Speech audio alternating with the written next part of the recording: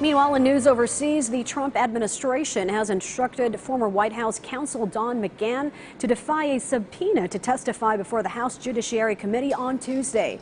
Lawmakers want to question McGahn, a key figure in special counsel Robert Mueller's investigation on Russia's interference with the 2016 U.S. presidential elections.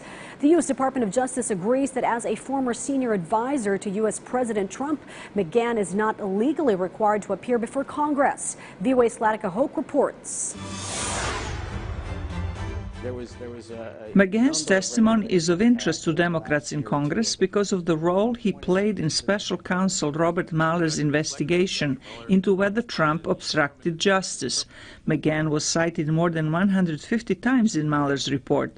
One of the key episodes recounts that Trump asked McGahn repeatedly in 2017 to fire Mueller and that McGahn refused to do so. Trump has denied it. I never told Don McGahn to fire Mueller.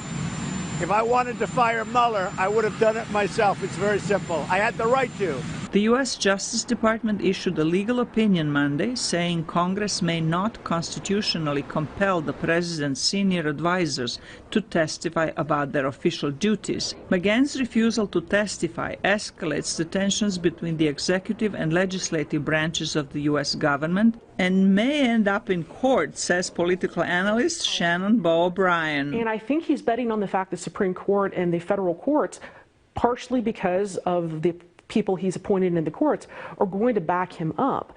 I do think that's a dangerous game to play, though, because the judiciary is also not going to want to see erosion of their power. Even if they see congressional power getting eroded, the judiciary may stand firm. And I really think that's the game that's going on, is I think executives really trying to erode power out of Congress. Legislative, executive, and judicial branches are separate but equal parts of the U.S. government.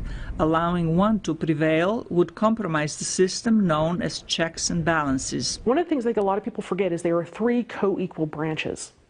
None of them are little brothers or little sisters to the other. They're all co-equals. And I think Trump is attempting at times to set the executive higher than congressional, which is organization it shouldn't be, and pull judicial under the wing as well to get them to do what they want, almost like a younger sibling.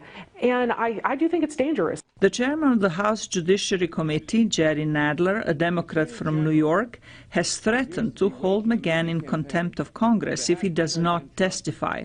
The committee has already voted to hold Attorney General William Barr in contempt of Congress for his refusal to provide members with a full, unredacted version of Mueller's report. Democrats have said they're looking into imposing fines on the federal officials who refuse to comply with congressional subpoenas.